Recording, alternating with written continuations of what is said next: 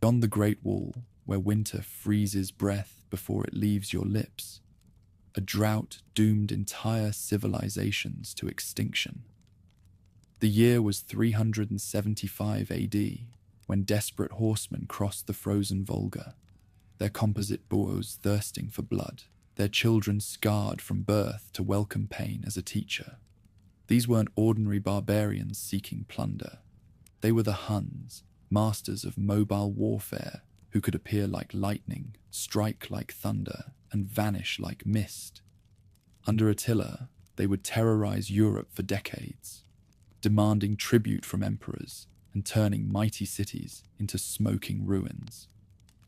Their story is the ultimate clash between civilization and the wild steppes that spawned history's most feared warriors.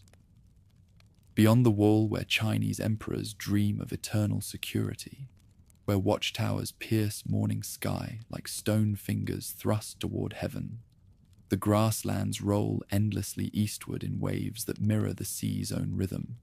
Here, beneath horizons so wide they swallow empires whole, the wild earth runs from the Gobi's burning breath to the Caspian's far and salt-stung rim, 3,000 miles of wind-lashed wilderness where strength is the only law and the weak are left as pale relics scattered by the iron storms of winter. The land itself breeds warriors, winters that freeze a man's breath before it leaves his lips, forge children who laugh at hardship, summers that bake the earth to stone, teach riders to find water where civilized men see only death. Springs that flood the grasslands with sudden abundance create horsemen who know that fortune favors the swift, the bold, the utterly ruthless in their pursuit of survival. On these boundless plains, where the horizon shimmers like a mirage and distant mountains float like clouds above the grassland sea, the peoples who will shake the world learn their craft. Boys barely old enough to grip a bow-mount horses before they can properly walk, their small fingers already hardening around reins that will guide them to victories their grandfathers never imagined. Girls who tend the herds develop eyes sharp enough to spot wolves at distances that would humble eagles, their voices carrying commands across valleys that echo with the thunder of 10,000 hooves. The Xiongnu Confederation that once commanded these endless spaces lives on in more than memory. When Modu Chanyu first united the scattered tribes beneath his wolf-tail standard, he created an empire that stretched from the forests of Siberia to the deserts of Central Asia. His armies moved like storms across the landscape, appearing where least expected, striking with lightning speed, vanishing before retaliation could find them.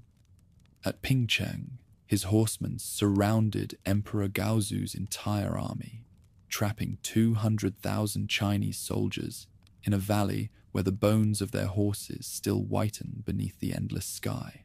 Laoshang Chanyu, son of the great Modu, drives Chinese tribute caravans across the desert every season, their wagons groaning beneath loads of silk and gold that represent the price of peace.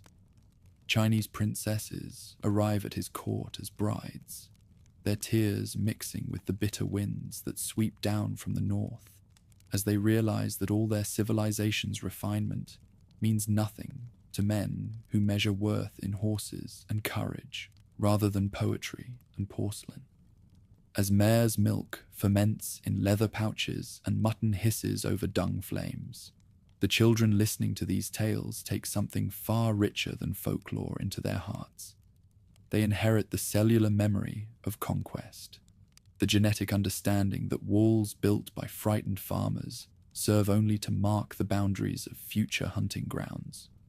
When they practice with their small bows, loosing arrows at enemy helmets mounted on stakes, they prepare for destiny, written in the stars that wheel overhead, in patterns their shamans read like sacred texts. Drought comes to the steppes with the inevitability of death and the mercy of neither man nor God.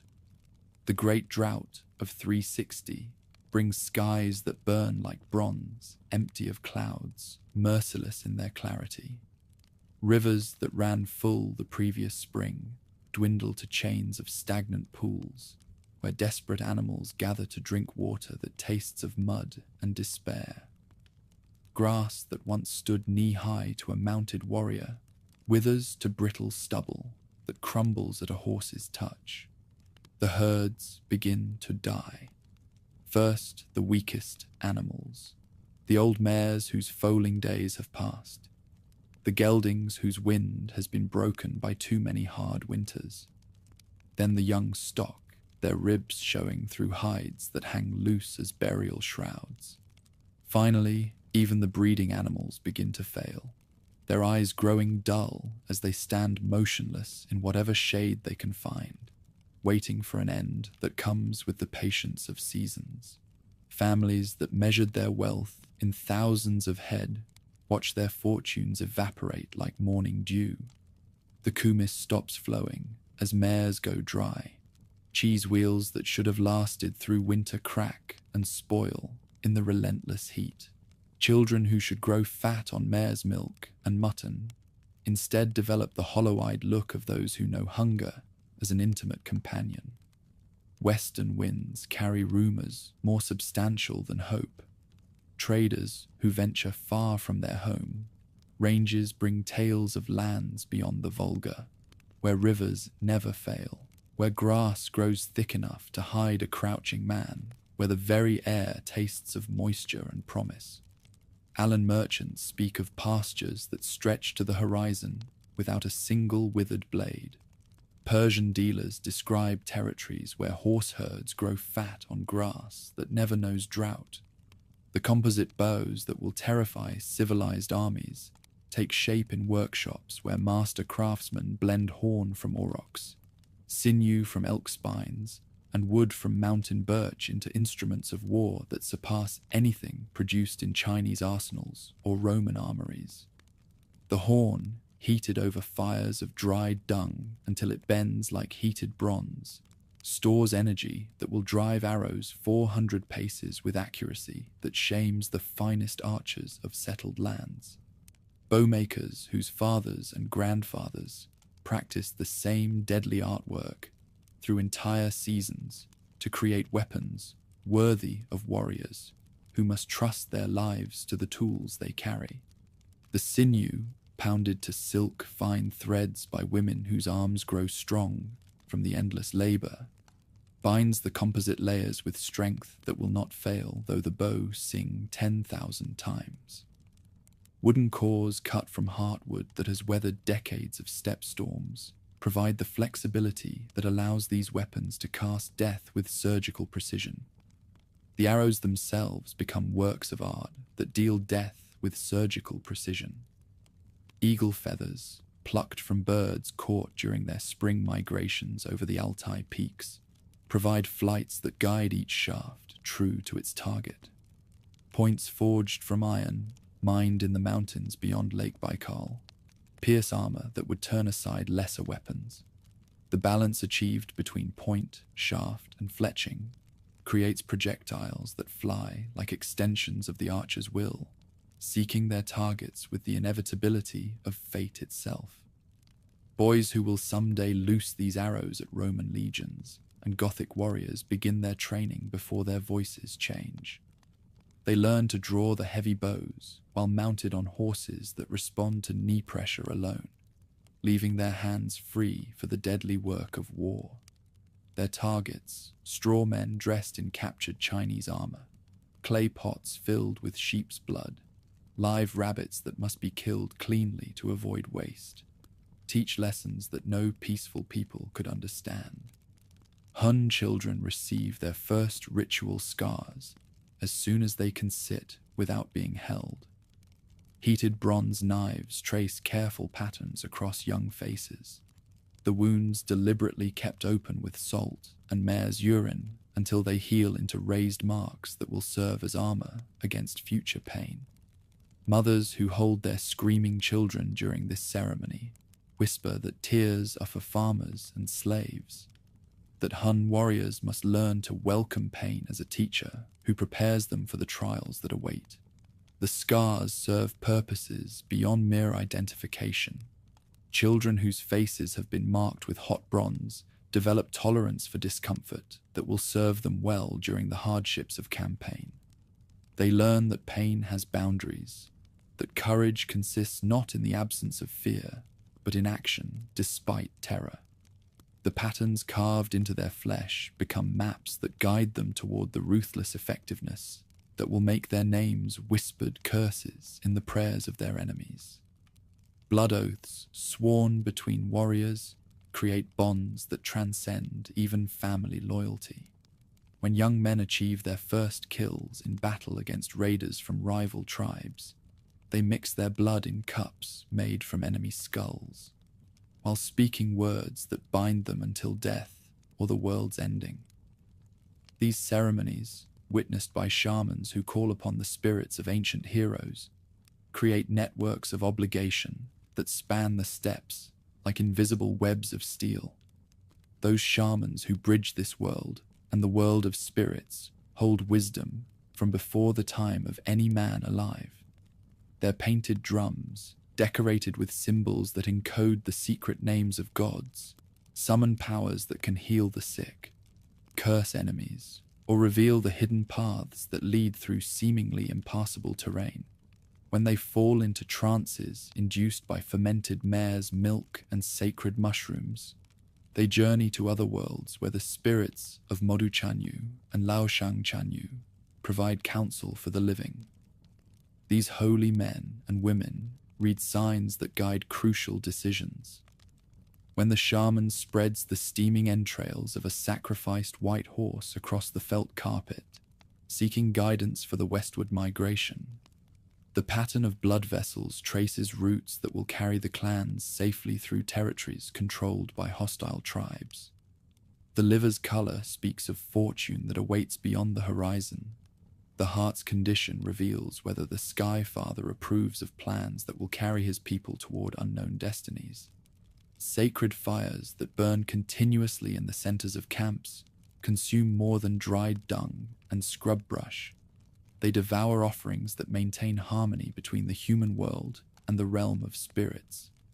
When mothers throw locks of their children's hair into flames that carry prayers to the Sky Father, the smoke rises in pillars that connect earth to heaven. Warriors cast portions of captured enemy weapons into these fires, transforming tools of war into gifts that ensure victory in future battles. The great Kurgan mounds that dot the landscape like stone tears shed by the earth itself contain the remains of heroes whose names echo through generations. When the greatest Khans receive sky burial, their bodies exposed on platforms that elevate them closer to the eternal blue. Eagles and vultures carry their essence to join the ancestors who ride eternal hunts across the star fields that wheel overhead each night. Lesser warriors find rest in burial chambers carved from living earth and lined with felt hangings that depict their greatest victories. Their grave goods, weapons whose edges remain sharp after centuries in darkness, horse gear decorated with Chinese gold, ivory ornaments carved by craftsmen whose skills rival those of Alexandria, accompany them on journeys to other worlds where the grass never fails and the hunting never ends. Horses sacrificed at these burials provide mounts for the dead, in realms where speed and endurance matter as much as they do in the world of the living. Through the networks that tie them to distant traders, they gain not just wares, but innovations that will redefine how battles are fought. Chinese crossbow mechanisms inspire improvements in Hun composite bows. Roman cavalry techniques, observed during border skirmishes, suggest modifications to steppe fighting methods. Persian metallurgy, learned through captured craftsmen, enables the creation of weapons that surpass anything their ancestors imagined. The merchants who facilitate these exchanges develop skills that rival those of professional spies. They must understand the customs and taboos of peoples who range from Chinese bureaucrats to Gothic chieftains, speak languages that span continents, navigate political situations that shift as rapidly as weather on the steppes. Their caravans, protected by guards whose loyalty has been purchased with advance payments of horses and gold, carry correspondence between rulers who may never meet face to face, but whose decisions affect the lives of millions. Metallurgy, practiced in hidden forges, produces weapons and tools that surpass the products of more settled civilizations. The smiths who combine spiritual power with technical knowledge create blades that hold edges sharper than obsidian, spear points that pierce any armor, horse gear that will not fail, though subjected to the stresses of constant campaign. The iron they work comes from bog deposits in the northern forests, meteorites that fall from the sky like gifts from the gods themselves. The secret techniques passed from master to apprentice involve ritual as well as craft. Smiths purify themselves with steam baths and fasting before beginning sacred work. They speak incantations over cooling metal that bind protective spirits into weapons that will serve their bearers faithfully. The tempering processes that involve quenching hot steel in mare's urine and wolf's blood create tools with properties that exceed what mere metallurgy could achieve alone. Winter preparations that enable survival during seasons that would kill softer breeds begin before the first snow falls. The great felt makers work frantically to complete the heavy garments that will protect families during months when the wind carries death in its teeth. Hunters range far from camps to secure the meat that must last until spring. Grass enables the herds to recover their strength. Inside the yurts that shelter these people during the harsh months, families gather around central fires that provide light as well as warmth. The portable palaces that can be assembled or dismantled in minutes by experienced crews become centers of education where children learn the genealogies that stretch back to Moduchanyu himself. Adolescents master the crafts that will enable them to survive as independent adults. Adults plan the raids and migrations that will occupy the warmer months ahead. The stories told during these winter nights preserve more than entertainment. They encode the tactical knowledge that enables small forces to defeat larger armies. When the old warriors recount how Moduchanyu trapped Emperor Gaozu at Pingcheng, they describe the precise movements that surrounded 200,000 Chinese soldiers, with forces barely a quarter their size. The feigned retreats that drew cavalry into ambushes, the coordinated charges that shattered infantry formations, the night attacks that turned victories into roots.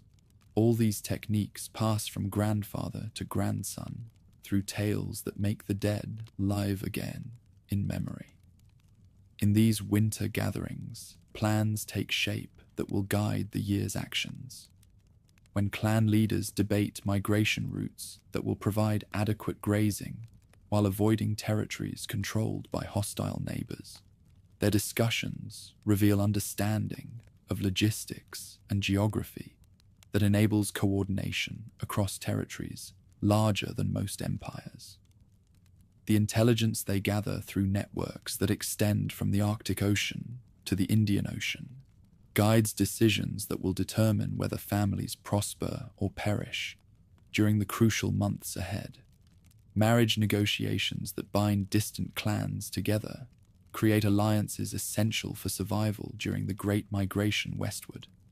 When fathers offer daughters to chiefs whose grazing lands stretch toward the setting sun, the bride prices they negotiate, hundreds of horses, camels, suits of captured armor, reflect calculations that balance affection against political necessity.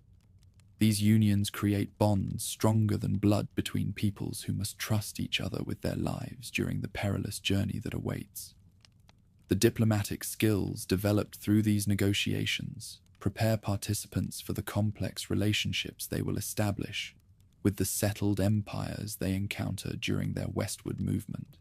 The understanding of reciprocal obligation that governs marriage agreements provides templates for tribute arrangements with conquered territories. The sensitivity to honor and face-saving that makes family alliances successful translates directly to the management of relationships with proud enemies, who must be transformed into cooperative subjects. Hours of winter care keep every blade and bow in prime shape for the battles of spring. Bowstrings crafted from the finest sinew undergo tests that ensure they will not snap when death rides close. Arrow points are sharpened to edges that can penetrate any armor likely to be encountered. Swords receive attention that removes every trace of rust, while blessed oils prevent future corrosion. With their ceremonies, this work shifts from maintenance to sacred ritual. Warriors chant prayers that call upon the spirits of ancient heroes to inhabit their tools of war. Each bow receives individual blessing that acknowledges its unique characteristics and requirements. Arrows are consecrated in groups that will fight together as units, their fates intertwined like those of the men who will loose them. The winter finally breaks with the sound of ice cracking on streams that have slept beneath frozen blankets for months that seemed eternal. Horses that survived on dried grass and stored hay lift their heads to scent the promise carried on winds that no longer bite like wolves. Children who grew during the long confinement emerge from felt cocoons like butterflies. Ready to spread wings they have strengthened through months of preparation. But this spring brings more than the usual awakening. The drought that has withered their ancestral pastures forces decisions that will reshape the world. The westward migration that begins as families pack their portable homes carries with it the accumulated fury of a people who have endured too much hardship and learned too well the arts of war. From the children marked in their first ceremonies will come warriors whose names the civilized dare only whisper. The horses bred through generations of careful selection will carry their riders to victories that echo through the ages. The bows crafted through winters of patient work will loose arrows that topple empires and rewrite the maps of the ancient world. The time of the great wandering approaches, when these riders from the eastern steppes will seek new homes in territories they have known only through tales and visions. The stage is set, the actors have learned their roles through lifetimes of preparation, and the drama that will unfold across continents awaits only the rising of the curtain. Winter grips the Volga with iron fingers in the year 375, transforming the great river into a highway of ice thick enough to bear the weight of armies. Hun scouts venture onto the frozen surface and report back to King Balamber that a man can ride from shore to shore without his horse's hooves touching water. Behind them, the drought-stricken steppes offer only death. Ahead, beyond the white expanse that stretches toward the western horizon, lie the rich grasslands that Alan traders have described in their tales of prosperity. Balamber raises the white horsetail standard that signals the beginning of the crossing. Its silk streamers crack in the wind that sweeps down from the Arctic wastes. Beneath him, his stallion paws the ice with hooves that ring like bronze on the frozen surface. Behind him stretch columns of Hun warriors, whose scarred faces bear witness to years of preparation for this moment. Shamans riding painted ponies shake their bone rattles and chant prayers to guide their people to victory in foreign lands. Across the ice they come, a dark tide of horsemen flowing westward, like the shadow of death itself. Children barely old enough to sit a saddle ride beside veterans whose grey beards are stiff with frost. Women fighters guide pack animals laden with felt yurts and iron cauldrons. Behind them trudge captives taken in border skirmishes, Chinese artisans who will forge weapons, Persian smiths who understand the secrets of steel, Germanic slaves who know the paths through the forests ahead. King Sangiban of the Alans watches this approach from his hilltop stronghold, confident in walls that have never been breached and soldiers whose heavy cavalry has earned respect from Roman emperors. His cataphracts wait in their armor, men whose fathers and grandfathers have never known defeat. Yet no walls can hold back the tide that sweeps across the frozen Volga, like oil across water, surrounding settlements before defenders realize their danger. Villages that surrender immediately find their inhabitants incorporated into the growing Hun Confederation. Communities that resist discover that mercy is a luxury these eastern invaders cannot afford. At the Battle of the Terek Valley, Sangiban leads his finest fighters in a charge that should have scattered any barbarian host. His cataphracts thunder across the frozen ground with lances leveled, their scale mail gleaming like fish skin in the winter sun. Balamba's response demonstrates the tactical genius that will make Hun warfare legendary. Rather than meeting the charge head-on, his forces divide like water before a stone, flowing around the flanks while maintaining pressure to prevent retreat. Alan lances find only empty air, where solid targets should be, while Hun arrows begin finding gaps in armor designed to stop crude barbarian missiles. Alan horses, bred for power rather than endurance, begin to tire under armored riders, while the steppe ponies maintain their speed with the patience of creatures born to run. Round and round flows the deadly dance. Alan cavalry seeking to come to grips with enemies who refuse to be pinned down, while Hun archers whittle away their strength with arrows that fall like deadly rain. Sangiban himself dies with a nomadic arrow through his throat, the iron point punching through mail that should have protected his neck. His death sends a shudder through Alan ranks that no battlefield experience can overcome. Soldiers who have never retreated begin edging backward, seeking escape from enemies who strike like lightning and vanish like mist. Retreat becomes rout, then massacre, as the eastern riders catch fleeing cavalry on blown horses. Survivors who escape carry news of disaster to Roman outposts along the Danube. Their reports describe enemies unlike any barbarians the civilized world has encountered. Not crude Germanic tribes seeking plunder, but warfare that combines nomadic mobility with tactical sophistication, rivaling anything taught in military schools. Alan resistance collapses with their king's death. Settlements open their gates to Hun envoys who promise protection for submission. Fighters who battled the invaders find themselves recruited into nomadic ranks, their knowledge of local terrain making them valuable additions. Balamba adopts Alan heavy cavalry techniques that complement traditional steppe tactics. His armored followers provide the shock action needed to break enemy formations that arrows alone cannot shatter. Alan's smiths, working in the camps, forge armor that protects without sacrificing mobility, creating hybrid equipment perfectly suited to the mixed warfare that will characterize these operations throughout Europe. Beyond the Dnieper River, Gothic territories offer richer prizes but greater dangers. King Ermanaric rules an empire stretching from Baltic shores to Black Sea coasts, commanding Gothic warriors whose courage is legendary. His realm represents the greatest concentration of Germanic military power, a potential obstacle that could halt the eastern expansion before it gains momentum. Yet Ermanaric has grown old in his victories, and age brings hesitation to leaders who once struck with eagle's speed. Gothic scouts venture eastward and return with tales of warfare conducted at speeds that leave traditional thinking obsolete. These are not raiders who can be caught and destroyed, but an entire people on the move, carrying families and herds as they sweep westward like a force of nature.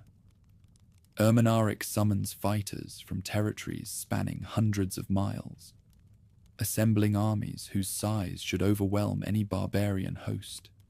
His fortified towns stock provisions for sieges lasting multiple seasons.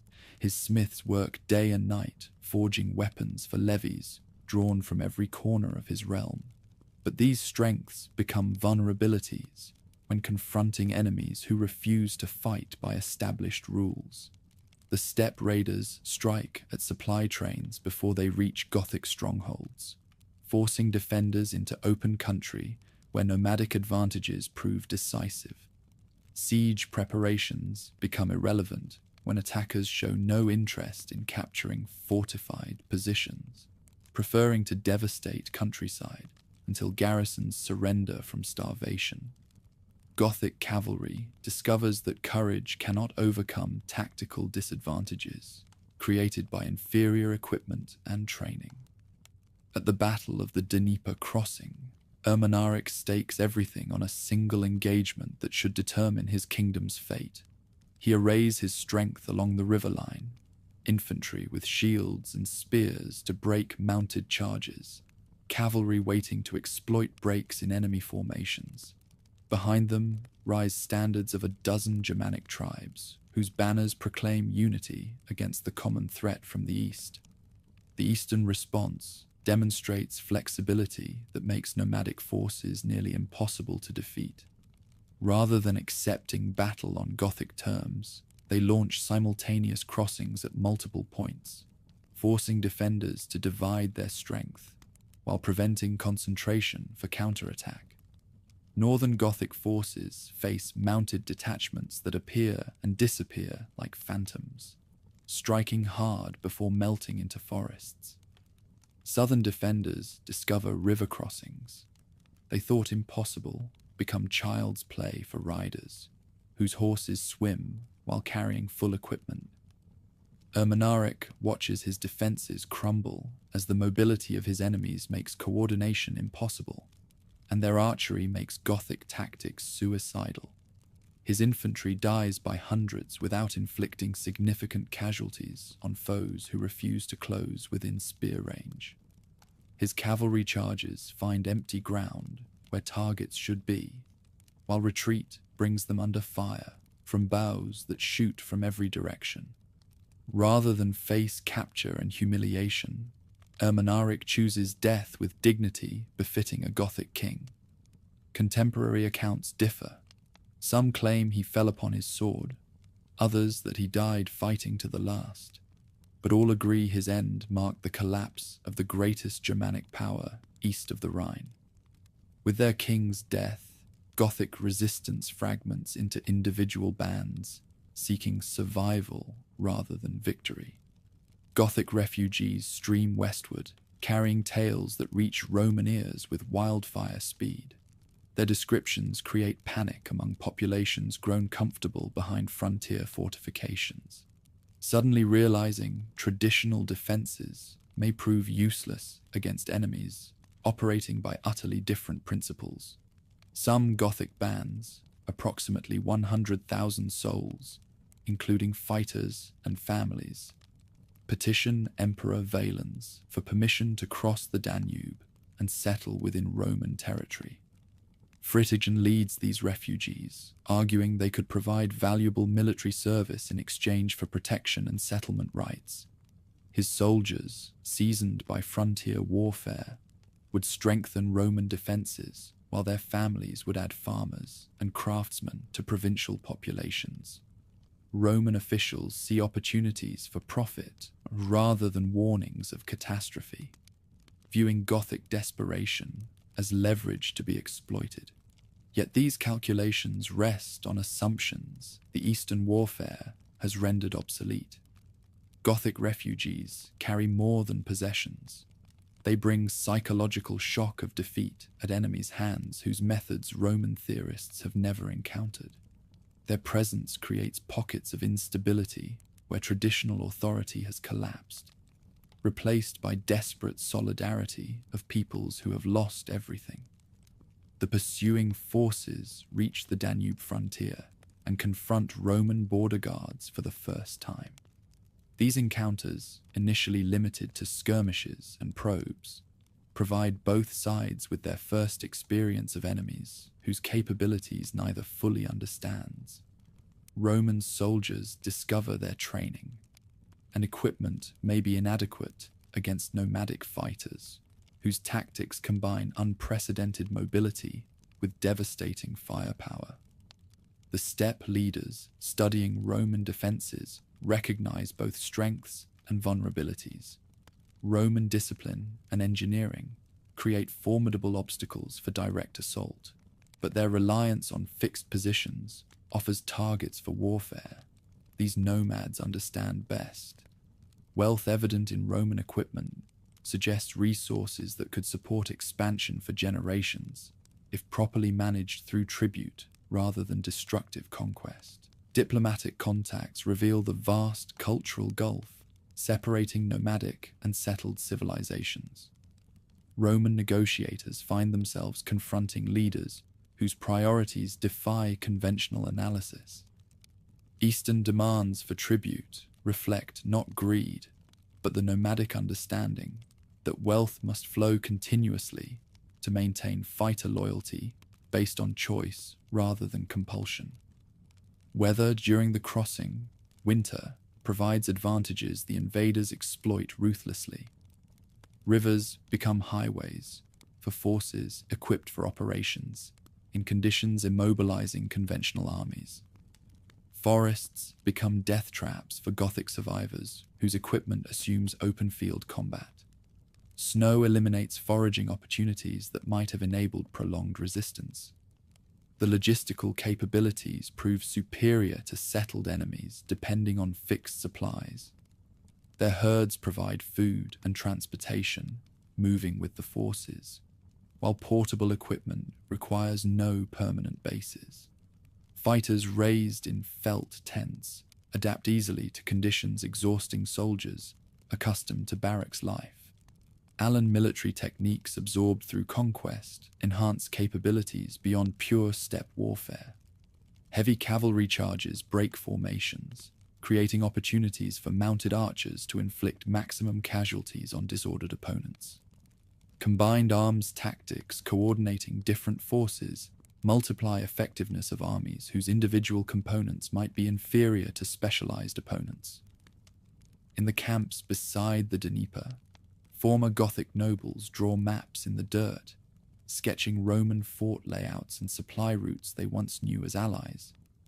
Alathius, who served as Ermanaric's ambassador to Constantinople, now describes to Balamber the inner workings of Roman diplomacy, which generals can be bribed, which officials crave advancement, how tribute flows from province to capital. Gothic smiths, who once forged weapons for their own kings, now teach the metalworkers the secrets of Roman armor, creating hybrid equipment that protects without sacrificing the speed that makes nomadic warfare deadly. Village after village bends the knee without bloodshed as word spreads of mercy toward those who submit willingly. Allan chieftains who once served Sangiban find themselves governing the same territories under new masters, their authority intact as long as grain flows eastward to feed the herds. Gothic farmers who expected enslavement discover instead that their new overlords care more about harvest yields than religious practices, leaving Christian priests free to conduct services while shamans perform their own rituals in adjoining sacred groves. When Balamber's son takes Princess Vadamirka as his bride, the Gothic noblewoman brings more than her beauty to the marriage tent. Her father's bloodline stretches back to legendary kings, lending legitimacy to nomadic rule over peoples who measure worth through ancestry. Their children will grow speaking both Gothic and the steppe tongue, understanding Roman customs as well as nomadic traditions, perfectly positioned to serve as bridges between the conquerors and their settled subjects. These royal marriages become schools of statecraft, teaching the nobles the subtle arts of governing diverse peoples through persuasion rather than force alone. By winter 376, the dominion extends from Volga to Danube, encompassing territories never before acknowledging single mastery. Refugees who fled drought have become conquerors, whose influence shapes destiny from Arctic Ocean to Black Sea. Their success demonstrates that steppe advantages, properly applied, can overwhelm even sophisticated settled civilizations. Yet this triumph represents only the beginning. Beyond the Danube lie Roman riches, the greatest prize any barbarian people has contemplated. Skills developed conquering Alania and Gothic territories, techniques perfected through constant warfare, methods evolved governing diverse populations, all have prepared the way for challenges testing capabilities against civilization's ultimate expression. Roman officials, observing from Danubian fortresses, understand they confront threats unlike any their predecessors faced. The barbarians gathering beyond the river possess capabilities traditional defensive methods may prove unable to contain. Coming years will determine whether Roman civilization can adapt quickly enough to survive the storm approaching from the eastern steppes, carrying accumulated fury of peoples with nothing left to lose and everything to gain through conquest. King Uldin rides through the gates of Castra Martis with the severed heads of his enemies hanging from his saddle, their blood still fresh enough to stain the Roman stones beneath his horse's hooves. The Gothic chieftain who dared raid Hun territories swings beside a Gepid war leader foolish enough to test the new masters of the Pontic steppe. Behind Uldin march captives in chains, women whose beauty will grace nomadic tents, children who will grow up speaking the Hun tongue, craftsmen whose skills will serve their conquerors until death claims them. Roman officials wait in their headquarters, trying to maintain dignity, while reports from frontier scouts describe this Hun king as a man who counts tribute in severed heads rather than gold pieces, who measures success by the terror he inspires, rather than the treaties he signs. Through narrow windows, they watch Hun warriors water their horses in the Danube, their composite bows never far from their hands, even in this moment of apparent peace. Uldin dismounts with the fluid grace of a man born to the saddle, his scarred face bearing witness to decades of warfare that have carved an empire from the chaos following Gothic collapse. His clothing combines the practical leather of the steppes with captured Roman silk, Gothic amber, and Allan gold work, a living display of conquered peoples whose wealth now flows towards steppe treasuries. When he negotiates, his demands demonstrate understanding that these are not conventional barbarians seeking mere plunder. The tribute system that Uldin establishes becomes legendary among the frontier garrisons. Hun horsemen demonstrate their skills by galloping past targets set at impossible distances, their arrows striking with mechanical precision despite the thundering chaos of the charge. They practice the feigned retreats that have destroyed so many enemies, wheeling away from imperial positions before turning to loose volleys that would devastate any force foolish enough to pursue. Children barely old enough to draw a bow participate alongside veterans whose grey beards stream in the wind.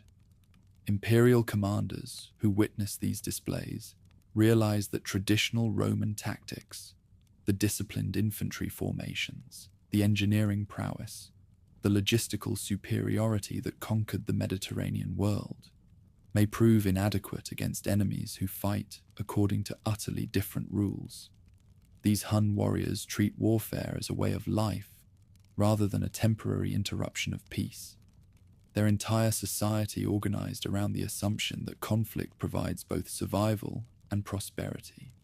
Uldin's forces spread across the valley beyond the fortress, appearing and disappearing behind hills, emerging from forests, materializing from morning mist with the unsettling inevitability of nightmares made flesh. Every attempt at counting yields different results as more riders appear from directions that seemed empty moments before.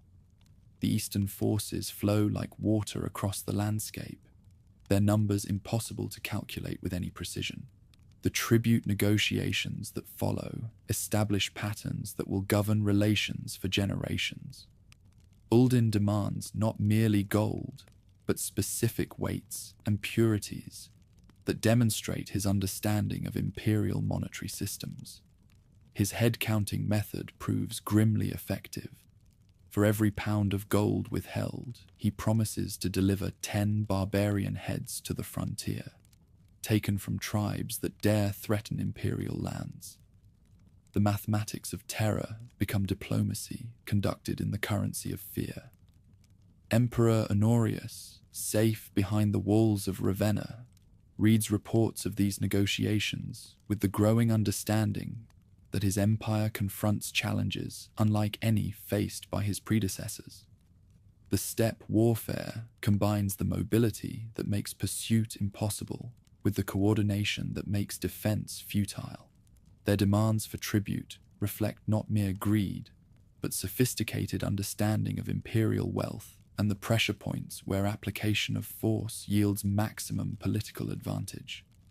The Pannonian Basin becomes the beating heart of Eastern power, its fertile plains providing winter pastures for herds that number in the hundreds of thousands, while its strategic location offers access to trade routes connecting northern Europe with the Mediterranean world. Here, where the Danube bends southward toward the Black Sea, Uldin establishes the administrative center that will evolve into the capital of the greatest nomadic empire the world has ever seen. Control over these lands demonstrates mastery of governing techniques that blend steppe flexibility with settled administrative necessities. Existing Roman settlements continue functioning under new management that diverts their production toward feeding the armies rather than imperial coffers. Germanic tribes that once raided Roman territories find themselves serving as auxiliary forces in campaigns directed by Eastern strategic vision rather than their own ambitions for plunder. The Siri, fierce Germanic warriors whose home territories border the domains, discover that resistance brings only destruction, while cooperation offers opportunities for advancement within the expanding confederation. Their king, Edeko, becomes one of Uldin's most trusted lieutenants, his intimate knowledge of imperial border defenses making him invaluable for planning raids that strike with surgical precision at targets offering maximum profit for minimum risk. Gepid settlements scattered across the Hungarian plains surrender without bloodshed when envoys arrive with offers that combine reasonable terms with unmistakable threats. Their farmers continue tilling fields that have fed their families for generations, but now a portion of each harvest travels eastward to support herds during the lean months of winter. Their young men join mixed formations, where Germanic infantry tactics combine with steppe archery to create capabilities neither could achieve alone. Alan survivors from Sangiban's defeated kingdom find new homes in these lands, where their heavy cavalry traditions merge with steppe mobility to produce hybrid warfare techniques that confound imperial theorists. These Iranian-speaking horsemen bring with them metallurgical knowledge that improves weapon quality, while their understanding of siege warfare enables attacks on fortified positions that pure steppe tactics could never overcome. Uldin's court becomes a cosmopolitan center where languages from across the known world echo through felt-covered halls that serve as throne rooms for the master of half a continent. Chinese artisans captured during border raids forge weapons that combine Eastern techniques with Western materials. Persian merchants who venture into these domains find markets for exotic goods among nobles whose wealth rivals that of senators. Germanic scribes who learned Latin in imperial schools now serve administrators who require written records for governing diverse populations. The seasonal migrations that characterize steppe lifestyle adapt to accommodate the administrative necessities of ruling settled populations. Summer campaigns that once focused purely on raiding evolve into systematic conquests that expand the boundaries of controlled regions. Winter encampments transform from mere survival shelters into centers of learning, where tactical innovations develop through constant experimentation and refinement. Young nobles who grow up during this period of expansion receive educations that prepare them for governing an empire whose complexity surpasses anything their ancestors imagined. They learn to speak Gothic for communicating with Germanic subjects, Latin for negotiating with imperial officials, and various Alan dialects for commanding the heavy cavalry units that provide shock action in major battles. Their understanding of diverse traditions enables tactical flexibility that keeps enemies constantly off balance. Marriage alliances negotiated during winter assemblies create bonds that strengthen political control while incorporating useful bloodlines into the ruling elite. When Alden's nephew takes a Gepid princess as his bride, the union brings not merely diplomatic advantages, but access to Germanic ironworking techniques that improve weapon quality. Their children inherit claims to leadership in both societies, creating bridges between different ways of life. Religious practices evolve to accommodate the spiritual needs of diverse subject populations, while maintaining shamanic traditions at the center of official ceremonies. Christian Goths continue worshipping in their wooden churches, while fire altars burn continuously in nearby sacred groves. Persian fire worship and Germanic tree veneration find places within an expanding pantheon that grows more inclusive with each conquered region. The diplomatic skills required for managing these complex relationships prepare leaders for negotiations with imperial officials whose sophistication previously intimidated barbarian chieftains. Ulden's envoys who arrive at court speak fluent Latin, understand legal concepts, and negotiate with subtlety that would credit professional diplomats. Their demands, while backed by obvious strength, reflect careful analysis of political and economic vulnerabilities. Trade networks that develop under oversight create prosperity that benefits conquerors and conquered alike. Germanic amber travels eastward toward Asian markets, while Chinese silk flows westward to adorn nobles and their favored subjects.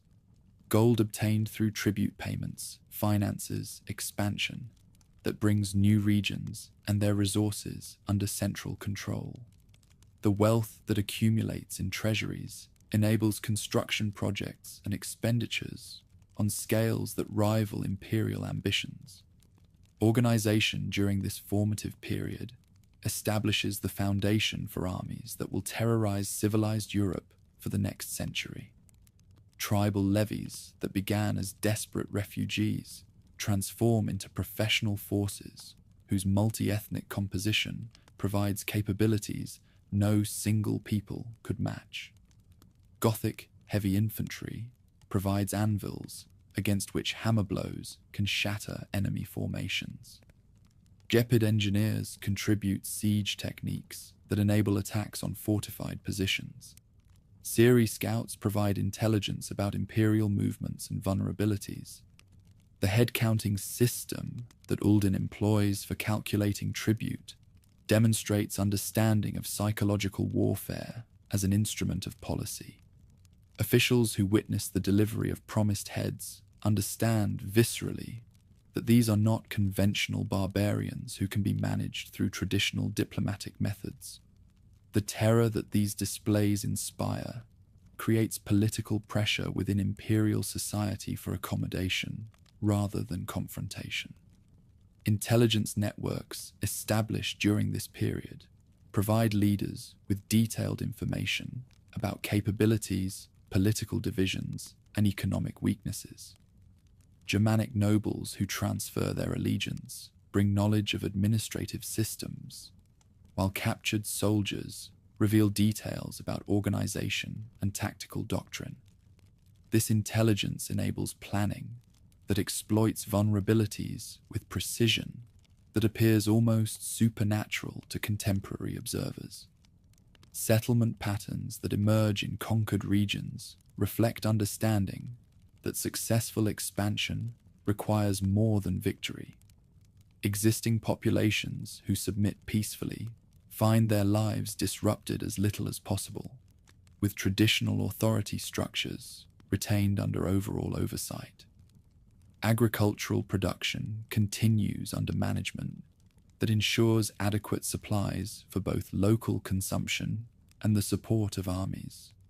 Cultural synthesis that develops during these decades creates new forms of artistic expression that combine influences from across the known world.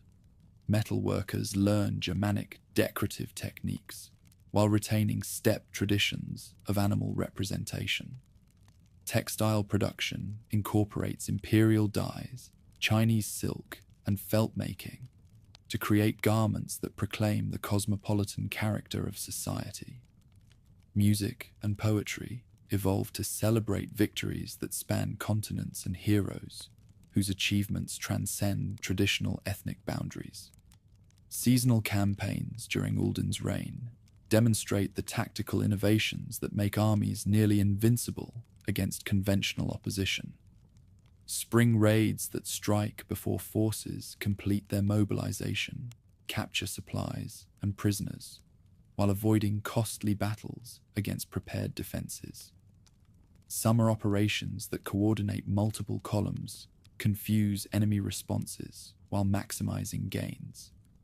Autumn attacks that target harvest storage deprive opponents of resources needed for winter survival. The logistics that support these operations reveal mastery of supply techniques perfectly adapted to their lifestyle. Horse herds that travel with forces provide both transportation and emergency rations. Captured livestock supplements diet, while portable equipment eliminates dependence on fixed supply bases. The mobility that results enables forces to appear where least expected, while vanishing before effective retaliation becomes possible. By the opening years of the 5th century, dominion stretches from the Volga to the Rhine, encompassing regions that include some of the richest agricultural areas in Europe.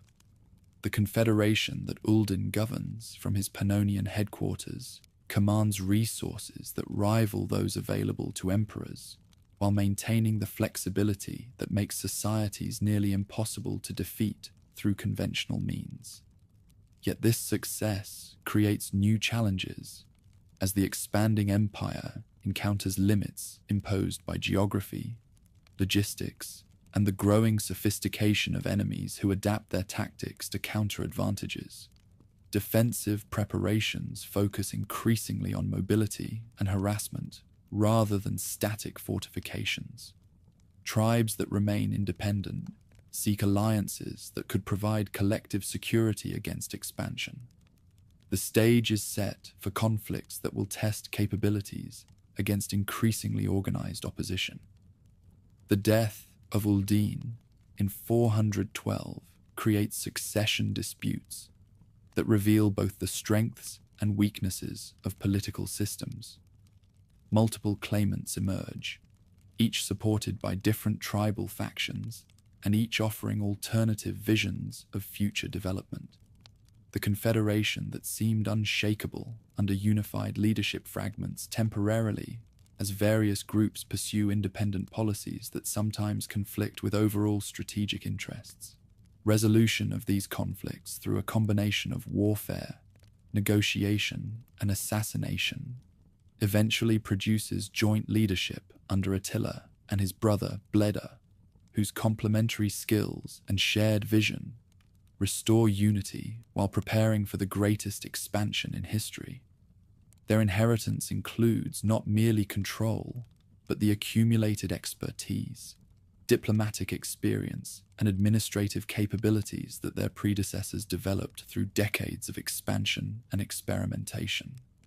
The foundation is laid. The instruments of conquest have been forged through constant warfare, and refined through bitter experience. The wealth necessary for sustaining major campaigns has been accumulated through successful tribute collection and expansion. The stage awaits the emergence of leaders whose vision encompasses not merely regional dominance, but the reshaping of the entire balance of power between civilizations. Brothers Attila and Bleda ascend to power in 434, like twin eagles seizing the same prey, their joint rule marking the moment when Hun ambitions expand beyond regional dominance toward reshaping the entire balance of civilized Europe. The younger Attila burns with the fierce intelligence of one born to command empires, while his elder brother, Bleda, possesses the diplomatic cunning necessary for managing relationships with powers that still consider themselves equals to Hun kings. Together, they inherit an empire that stretches from the Volga to the Rhine, commanding resources that rival those of Roman emperors, while maintaining the mobility that makes Hun armies nearly invincible. Negotiations at Margus in 435 demonstrate how thoroughly these Hun leaders understand the pressure points where applied force yields maximum diplomatic advantage. Emperor Theodosius II, secure behind the walls of Constantinople, discovers that his gold-heavy treasury makes him vulnerable to demands that grow larger with each successful payment. The Hun brothers arrive at the negotiating table with £2,100 of Roman gold as their opening price, double the tribute paid to their predecessors, while their implied threats carry the weight of armies that have never known defeat. Speaking with measured precision, Attila demonstrates that he has studied his enemies as carefully as a hunter studies prey. His demands encompass not merely tribute payments, but specific requirements for the exchange of fugitives, establishment of exclusive markets for Hun merchants, and recognition of territorial claims that push Hun boundaries deeper into lands the empire considers its own. When Roman negotiators attempt to reduce these demands through traditional diplomatic bargaining, they discover that Hun patience has limits measured in days rather than months. Markets that open under these agreements transform frontier regions into centers of exchange where Roman gold flows eastward, while Hun goods penetrate imperial territories with the inevitability of floodwaters seeking lower ground. Eastern merchants who once struggled to find buyers for their horses and furs now command premium prices from customers who understand that these suppliers possess political protection, extending to the highest levels of barbarian leadership. Profits from these transactions fill tribal treasuries, while creating vested interests in peaceful relations among populations that might otherwise support renewed warfare. Yet peace proves as temporary as morning frost beneath the summer sun. Imperial officials who promise compliance with treaty terms discover that enforcing these agreements against populations unwilling to harbor fugitives creates administrative difficulties that cascade through multiple levels of government. When imperial commanders along the Danube frontier fail to deliver promised refugees, they provide the king with justifications for raids that strike with surgical precision at targets offering maximum political impact with minimal military risk. Bishop of Margus learns this lesson when steppe raiders appear outside his city walls, demanding the surrender of fugitives rumored to be hiding within church sanctuaries. His attempts to negotiate safe passage for these refugees while maintaining ecclesiastical neutrality collapse when the forces demonstrate that theological arguments carry little weight against composite bows and cavalry charges. Gold treasures of his cathedral disappear eastward along with the fugitives, while the bishop himself survives only through the intervention of citizens who purchase his life with information about defensive preparations. Bleda's death in 445 removes the last restraint on Attila's ambitions, while eliminating the only voice within leadership councils that consistently advocated caution over conquest. Contemporary sources differ on circumstances. Some claim accident during a hunting expedition. Others whisper of fratricide disguised as misfortune. But all agree that the elder brother's demise leaves Attila as sole master of forces that have grown restless under treaty limitations. Funeral ceremonies that follow become celebrations of renewed expansion rather than mere mourning for the departed. Palace complex constructed in the Pannonian heartland reflects both wealth accumulated through successful tribute collection and aesthetic sensibilities of a ruler who appreciates simplicity over ostentation. Wooden buildings whose clean lines and functional arrangements contrast sharply with marble excess of imperial architecture. House administrative centers where correspondence arrives from kingdoms spanning 3 continents.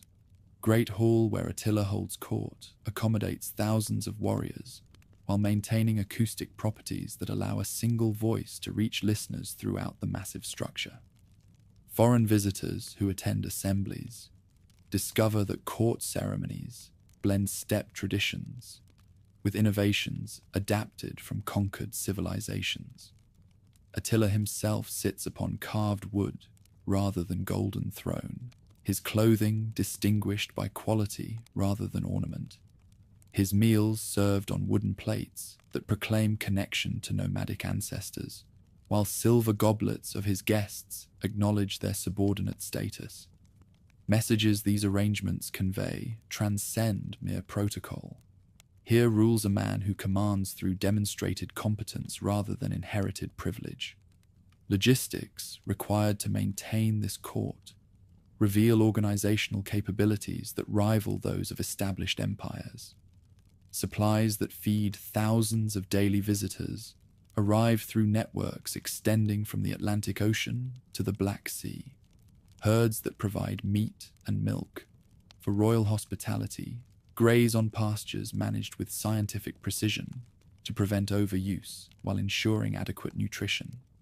Scribes who record administrative decisions work in languages ranging from Latin to Chinese, their multilingual capabilities enabling correspondence with rulers whose domains touch the borders of the known world.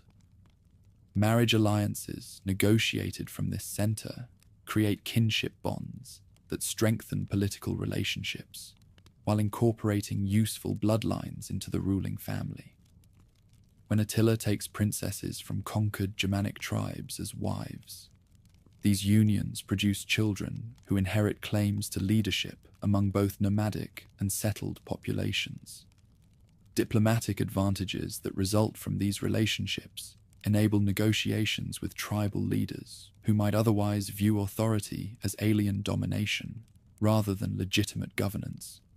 Intelligence networks operating from the palace provide the ruler with detailed information about Roman political divisions, economic vulnerabilities, and defensive preparations. Merchants who travel under protection gather information about grain harvests, troop movements, and construction projects while conducting legitimate business throughout imperial territories. Germanic nobles who transfer their allegiance contribute knowledge about administrative methods and diplomatic customs that enables more effective planning for future operations. Scythian's sword that legend claims Attila discovered provides a powerful symbol for rallying tribal support around leadership, while lending supernatural sanction to political authority. Whether this blade represents genuine archaeological find or clever political theatre matters less than its psychological impact on populations who interpret such discoveries as divine approval for earthly ambitions. Ceremonies surrounding this weapon's public display transform simple assemblies into religious experiences that bind participants together through shared witness of miraculous events. Administrative systems that develop demonstrate sophisticated understanding of challenges involved in governing diverse populations across vast distances. Regional governors, appointed for competence rather than birth, carry royal commands to territories where local customs must be balanced against imperial requirements. Tax collection that adapts traditional tribute practices to needs of settled communities creates revenue streams that support both nomadic armies and infrastructure projects needed for governing sedentary subjects. Multilingual character of court administration reflects the cosmopolitan nature of an empire that encompasses dozens of ethnic groups and linguistic traditions. Scribes trained in classical Latin correspond with imperial officials, while others versed in Germanic dialects communicate with tribal leaders whose support remains essential for maintaining control over frontier regions. Documents that record legal decisions and administrative policies exist in multiple versions that address same issues using cultural frameworks appropriate for different audiences. Religious tolerance that characterizes governance enables peaceful coexistence between Christian, pagan, and shamanic traditions without requiring theological compromise from any group.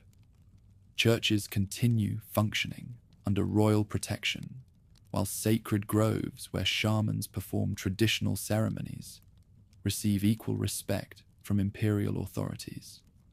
This pragmatic approach to spiritual diversity creates stability in conquered territories, while avoiding conflicts that could drain resources better devoted to expansion and defense.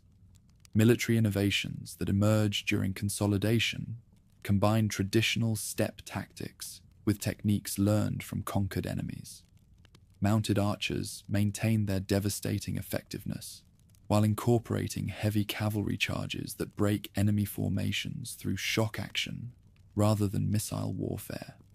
Siege engines, operated by Gothic and Imperial engineers, enable attacks on fortified positions that pure nomadic methods could never overcome. Armies that result from this synthesis possess capabilities that no single military tradition could match. Training programs that prepare young warriors for service in these mixed forces teach skills ranging from traditional archery to operation of complex siege machinery. Boys who learn to shoot from horseback also master coordination, required for infantry combat in situations where terrain prevents mounted operations. Versatility that results from this comprehensive education creates soldiers capable of adapting their tactics to whatever conditions they encounter during campaigns that may span years and cover thousands of miles. Diplomatic revolution that accompanies the rise to sole authority transforms relations from crude tribute collection into sophisticated political manipulation that exploits imperial weaknesses with surgical precision. Ambassadors who arrive at Constantinople understand not merely what they want to achieve, but how bureaucratic systems function and where pressure applied at specific points can produce desired results throughout the entire administrative structure. Economic warfare that supplements traditional military pressure demonstrates understanding that political objectives can often be achieved more efficiently through commercial disruption than battlefield victory. Trade routes that previously carried goods safely through territories face increasing tolls and regulatory obstacles that make merchants dependent on nomadic goodwill for maintaining profitable operations. Wealth that flows toward treasuries through these methods funds military preparations while creating powerful incentives for peaceful cooperation among populations that might otherwise support resistance movements. Cultural synthesis that develops during this period creates new forms of artistic expression that reflect the multinational character of empire. Metalworkers who combine Germanic decorative techniques with steppe animal motifs produce objects that proclaim both local identity and imperial unity. Textile production that incorporates silk from China, dyes from Persia, and wool from European sheep creates garments that display global reach of commercial networks while maintaining distinctly nomadic aesthetic sensibilities. Great hunts organized serve purposes beyond mere entertainment. providing opportunities for military training, diplomatic negotiations, and reinforcement of social hierarchies through competitive displays of skill. Warriors who distinguish themselves during these expeditions earn advancement within tribal rankings, while foreign guests observe demonstrations of capabilities that carry implicit warnings about consequences of political opposition. Legal reforms that establish consistent judicial procedures throughout territories create frameworks for resolving disputes between subjects from different cultural backgrounds while maintaining overall imperial authority. Courts that apply customary law to nomadic populations operate alongside tribunals that use imperial principles for governing settled communities. Flexibility inherent in these arrangements prevents conflicts that might otherwise arise from cultural misunderstandings, while ensuring that ultimate authority remains with leadership. Settlement policies that encourage voluntary migration from overcrowded regions to territories where labor shortages limit agricultural productivity create prosperity that benefits both natives and newcomers, while strengthening political bonds throughout the empire. Families that relocate under auspices receive land grants, livestock, and tools that enable successful farming, while their children grow up speaking multiple languages and understanding diverse cultural traditions. By 445, sole rule commands an empire whose population includes millions of subjects from dozens of ethnic groups, whose armies combine military traditions of multiple civilizations, and whose wealth rivals that of Rome itself. Foundation laid during this decade of consolidation provides resources and capabilities needed for campaigns that will test strength against ultimate expressions of civilized military power, set for conflicts that will determine whether nomadic advantages can overcome defensive preparations of enemies who have used years of peace to study methods and develop countermeasures designed specifically to neutralize steppe superiority. Smoke rises from burning Nisus like a black pillar connecting earth to heaven, its column visible for 20 miles across the Danubian plains, where Roman garrisons watch their nightmares made manifest. Attila's siege engines, catapults and battering rams, operated by captured Roman engineers who work under threat of death, pound the ancient city's walls with stones that shatter masonry built to last centuries. For the first time in Hun warfare, enemy fortifications crumble, not through starvation, but through direct assault, marking a revolution in Hun capabilities that will reshape the balance of power between settled and wandering peoples. Nessus demonstrates how Hun military innovation has evolved beyond traditional steppe tactics to incorporate techniques learned from conquered enemies and captured specialists. Roman prisoners who once designed fortifications for imperial armies now apply their engineering knowledge to breaching defenses they understand intimately. Gothic craftsmen, whose ancestors built walls to keep nomads out, now construct siege towers that enable nomads to climb over those same barriers. The irony is lost on none of the participants, least of all Attila, who watches from his mobile command post as the city that once seemed impregnable burns like a funeral pyre. Hun forces that surge through the breached walls demonstrate the systematic thoroughness that characterizes Attila's approach to conquest. Unlike earlier raids that focused purely on plunder, this campaign aims at complete elimination of resistance through terror, so absolute that neighboring cities will surrender without requiring similar treatment. Civilians who might have expected enslavement find themselves facing execution instead, their deaths serving as messages to populations throughout the Balkans that traditional Roman protection no longer exists. Sirmium falls next, its defenders overcome not by assault, but by the psychological impact of refugees streaming from Nisus, with tales of horrors that exceed the worst nightmares of civilized imagination. Hun cavalry that appears outside the city gates finds them already open. Their guards fled and their population in full panic. Wealth accumulated in this prosperous trading center. Gold from Dacian mines, silk from Asian merchants, amber from Baltic coasts, flows into Hun treasuries, while the city's administrative records provide intelligence about Roman defensive preparations throughout the region. Philippopolis surrenders after a siege lasting barely 3 days, its walls intact, but its defenders demoralized by reports that no relief force will march from Constantinople to their aid. Attila's negotiating terms reveal the sophisticated understanding of political psychology that makes him as dangerous in diplomacy as on the battlefield. The city's population receives safety in exchange for complete submission, while its ruling class must provide hostages whose lives guarantee continued cooperation.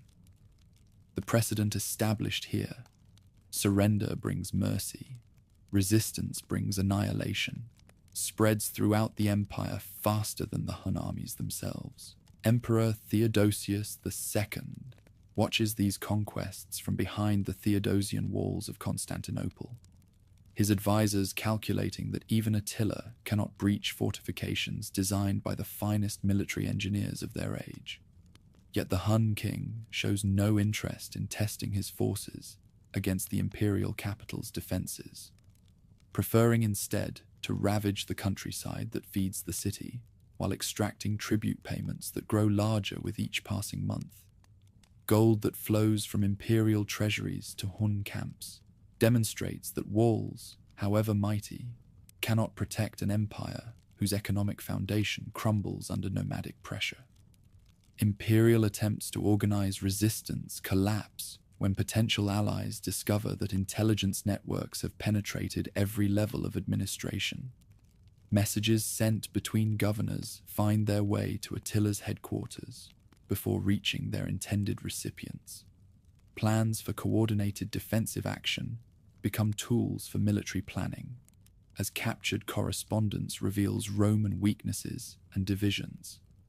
The very sophistication of imperial communications becomes a liability when those communications fall into enemy hands, equipped to exploit them effectively.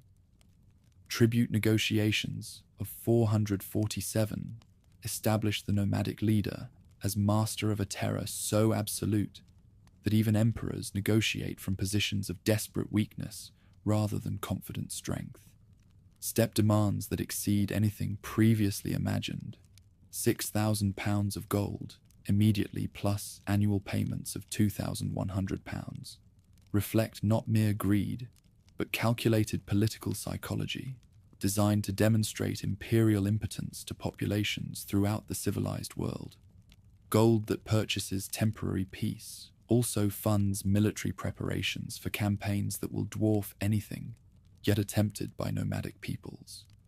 Yet attention turns westward, not through satisfaction with Eastern victories, but through recognition that the ultimate prizes lie beyond the Rhine, where Gaul's fertile provinces support populations that have grown wealthy through generations of peace. Roman Gaul represents everything that nomadic conquerors dream of: rich cities, productive farmland, and accumulated treasure that could sustain empire building on scales never before imagined.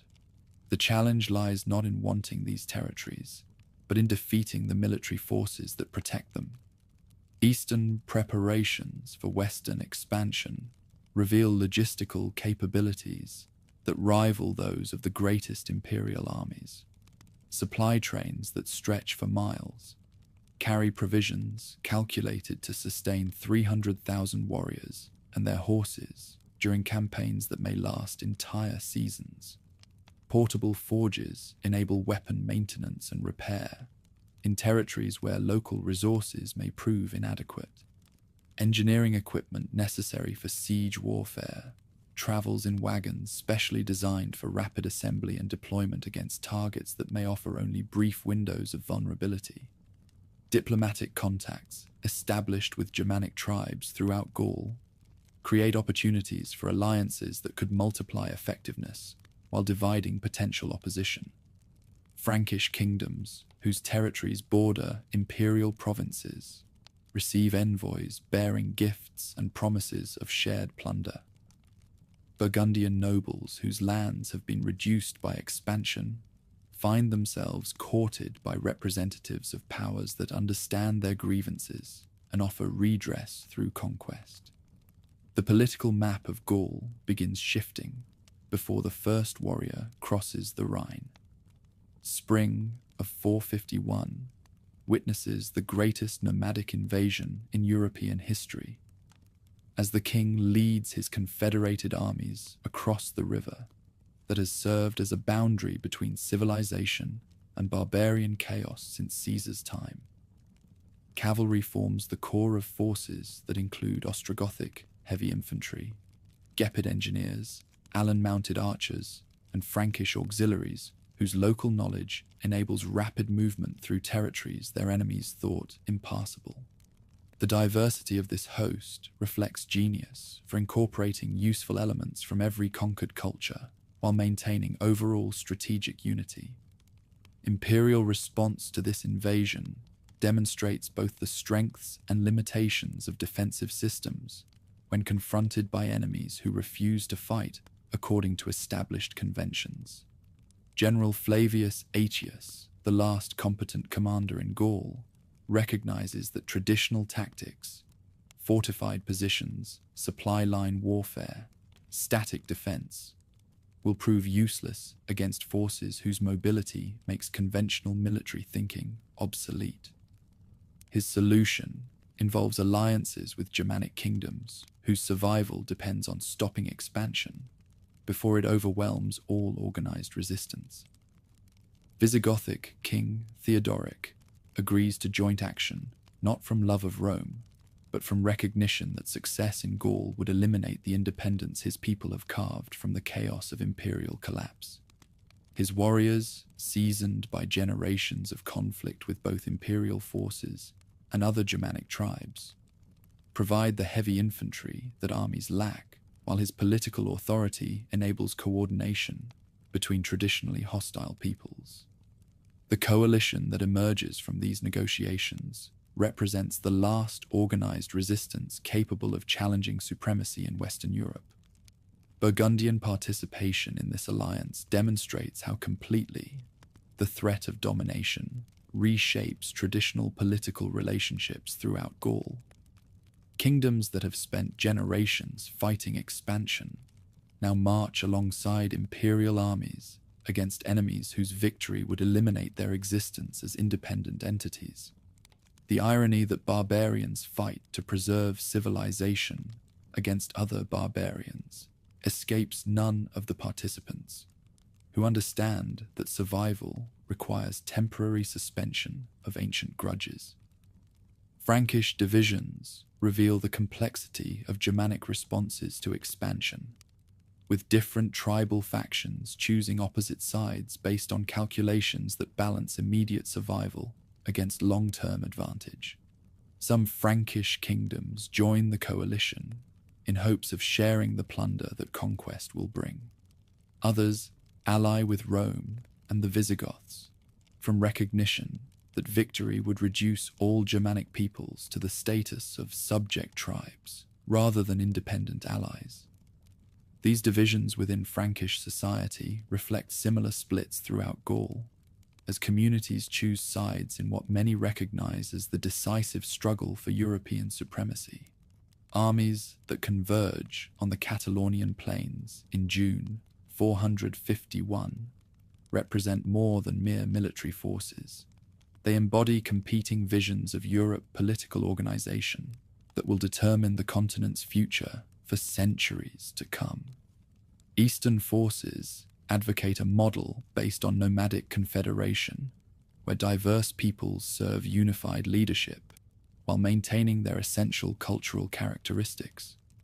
Imperial Visigothic allies defend a system based on territorial kingdoms, where fixed boundaries separate independent but cooperating political entities.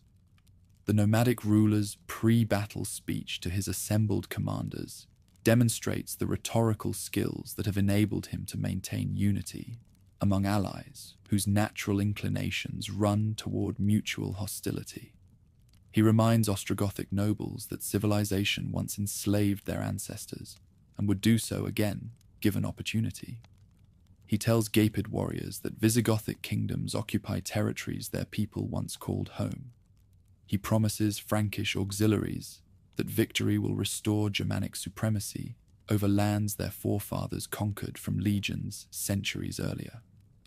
Night before battle witnesses ceremonies that blend the religious traditions of a dozen different peoples into synthesized rituals designed to invoke divine favor for the coming struggle. Steppe shamans sacrifice white horses, while Germanic priests offer cattle to war gods whose names echo across the plains in languages ranging from Gothic to Frankish.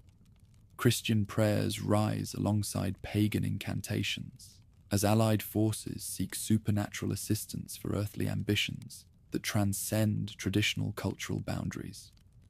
Dawn breaks over the battlefield to reveal armies whose size and diversity surpass anything previously assembled in European warfare. Imperial historians estimate total forces at over 500,000 warriors, though the accuracy of such figures remains questionable given the chaos and confusion that characterize ancient battle accounts. What cannot be questioned is the strategic significance of a confrontation that will determine whether nomadic or settled civilizations dominate the future development of European political organization. Tactical deployment reflects understanding that this battle differs fundamentally from previous conflicts, where mobility and surprise provided decisive advantages. The open plains that surround the battlefield offer little opportunity for the feigned retreats and flanking maneuvers that have characterized victories throughout the expansion westward. Instead, this engagement will test abilities to coordinate diverse forces in direct confrontation against enemies equally determined and arguably better equipped for sustained combat. The Great King positions his most reliable troops, cavalry and Ostrogothic infantry, in the center where they can respond rapidly to developments anywhere along the battle line. Allan mounted archers hold the left wing, where their mobility can exploit any breakthroughs achieved by the central assault. Gepid engineers operate siege equipment positioned to provide supporting fire during the initial phases of engagement. Deployment demonstrates sophisticated understanding of combined arms tactics that incorporates lessons learned from decades of warfare against multiple enemy types. Imperial Visigothic deployment reflects Aetius's recognition that victory requires preventing forces from achieving the coordination that makes their diverse coalition so dangerous. He positions Visigothic heavy infantry in the center, where they can absorb and blunt the main assault, while legions hold the flanks where their discipline and training provide maximum advantage against less organized opposition. The tactical concept focuses on breaking unity by forcing allied contingents to fight as separate entities rather than coordinated components of unified strategy. Battle begins before dawn with skirmishing between opposing cavalry forces that seek to disrupt enemy formations and identify weak points suitable for exploitation during the main engagement. Mounted archers probe Visigothic lines, while Germanic horsemen test the strength and responsiveness of defensive positions. These preliminary exchanges establish the pattern that will characterize the entire day. Fluid combat where temporary advantages shift rapidly between opposing sides without producing decisive breakthroughs. King Theodoric dies early in the fighting, when Ostrogothic lancers break through Visigothic defenses and overwhelm the royal bodyguard through sheer weight of numbers. His death sends shockwaves through allied ranks that threaten to collapse resistance, just as the battle reaches its critical phase.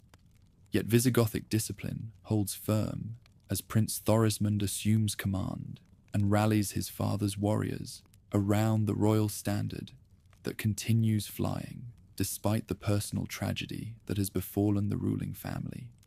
Casualties mount steadily as the battle develops into the kind of sustained combat that favors enemies with superior defensive equipment and positional advantages.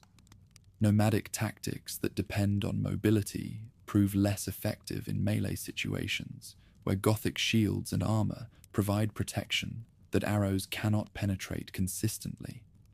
The very diversity that gives forces strategic flexibility becomes a tactical liability when coordination breaks down under pressure of desperate combat. Fighting continues throughout the day, with neither side able to achieve the breakthrough that would collapse enemy resistance and transform battle into pursuit of fleeing opponents. Forces that penetrate Allied lines find themselves isolated and eventually overwhelmed by counterattacks that exploit their distance from supporting units. Allied advances into positions meet similar fates, as mobility enables rapid concentration against exposed formations that advance too far beyond their own support. Darkness ends combat that has produced enormous casualties without decisive victory for either side, leaving both armies bloodied but intact and capable of renewing fighting when dawn returns. The decision to withdraw during the night reflects not defeat, but recognition that continued combat under these conditions will destroy forces without achieving objectives that justify such losses. The strategic situation has changed fundamentally. Expansion westward has reached its practical limits against opposition, prepared to pay any price for preventing domination of Gaul.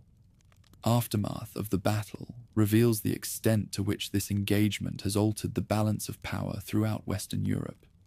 Eastern forces remain formidable and capable of renewed aggression, but their aura of invincibility has been shattered by evidence that proper preparation and unified resistance can halt expansion.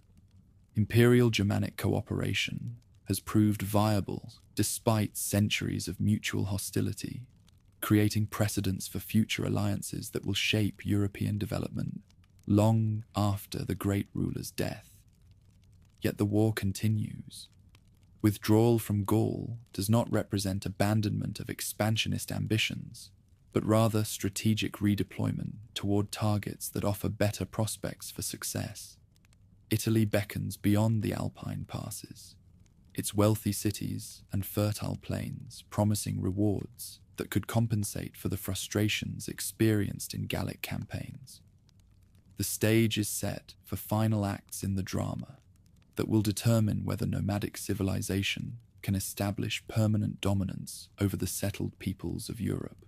Alpine passes that have guarded Italy since Rome's founding echo with the thunder of hooves as Attila leads his armies through mountain defiles where glacial winds cut like knives and the air grows thin enough to kill the unprepared. Behind him march Hun forces, reduced by the casualties of Gaul, but hardened by that struggle into instruments of war more terrible than any Europe has seen. Hun cavalry rides alongside Gothic infantry, whose shields bear the scars of a dozen battles, while Gepid engineers drag siege equipment through passes where Hannibal once led elephants toward the Eternal City. Spring of 452 witnesses, the impossible becoming reality as Hun armies emerge from Alpine valleys into the fertile Po plain, where Italian cities have grown wealthy through centuries of peace under Roman protection. Aquileia, ancient guardian of the northeastern approaches, becomes the first target of a campaign designed not merely to extract tribute, but to demonstrate that no Roman stronghold can resist determined assault by enemies who have learned to combine Hun mobility with imperial siege techniques. Aquileia's walls, strengthened over generations to withstand Germanic raids and civil wars, rise 40 feet above foundations cut from living rock. Her defenders, drawn from veteran legions and local militias, man battlements where ballistae and catapults command every approach, while archers with recurved bows position themselves at intervals that ensure overlapping fields of fire. The city's granaries bulge with provisions that could sustain siege for years, while her cisterns hold water drawn from mountain streams that no enemy can pollute. Yet these preparations, adequate against traditional enemies, prove insufficient when confronted by Attila's evolved methods of warfare. Hun engineers who studied Roman techniques during campaigns in the Balkans direct the construction of siege towers that rise higher than the city walls while protecting their crews from defensive fire. Captured Roman artillery specialists, working under threat of death for their families, position catapults that pound specific sections of fortification with mathematical precision designed to create exploitable breaches. The siege drags through 3 months of summer heat that turns the Po Valley into a furnace where disease breeds in stagnant water and corpses putrefy faster than burial details can dispose of them. Within Aquileia's walls, defenders watch their water supplies dwindle, while food rationing reduces proud citizens to skeletal shadows of their former selves. Outside those same walls, Attila's armies suffer from sickness that spreads through camps where tens of thousands of warriors live in conditions that would horrify civilized observers. Roman attempts to relieve Aquileia collapse when potential rescue armies discover that Hun cavalry controls every road leading to the besieged city. Swift raids that strike supply columns before they can reach their destinations demonstrate the steppe understanding that victory often depends more on logistics than battlefield heroics. Italian cities that might have sent reinforcements instead focus on strengthening their own defenses, leaving Aquileia to face its doom in isolation. When the city finally falls, its destruction becomes legendary throughout the civilized world. Hun soldiers that pour through breached walls show no mercy to defenders, who prolonged resistance beyond the point where surrender might have purchased survival. Buildings that housed families for generations become funeral pyres, while treasures accumulated over centuries disappear into baggage trains. The population that survives receives treatment designed to create refugees, whose tales will terrorize other cities into submission. News of Aquileia's fall spreads faster than Attila's troops, carried by survivors whose accounts of horrors witnessed create panic among populations who had considered themselves safe behind Roman frontiers. Milan, wealthy center of imperial administration, empties as its citizens flee southward while abandoning possessions they cannot carry. Padua's defenders melt away before scouts appear on the horizon, their courage evaporating like morning mist when confronted by evidence that no defense can guarantee survival. Attila's advance through the Po Valley becomes a procession of terror punctuated by surrenders that purchase mercy through complete submission. Cities that open their gates find their populations spared, but their treasuries emptied, their young men conscripted into Eastern armies, their craftsmen marched eastward to serve new masters. Those few that attempt resistance discover that the example of Aquileia was not merely empty threat, but promise of annihilation for any who dare oppose the king's will. Yet even as his troops sweep seemingly irresistibly toward Rome itself, elements beyond royal control begin to undermine the foundation of the Italian campaign.